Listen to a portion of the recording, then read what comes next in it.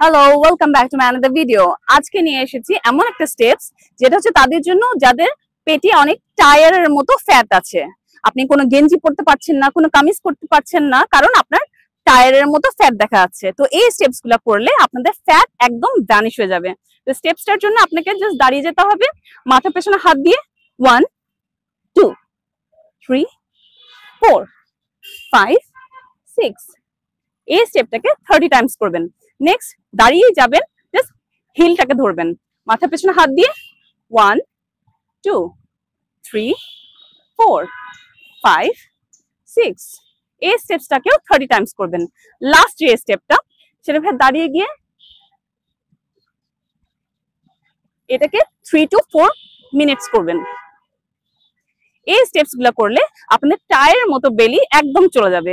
এমন টিপস দেখার জন্য আমার ফেসবুক পেজকে ফলো করুন ও ইউটিউব চ্যানেলকে সাবস্ক্রাইব করুন।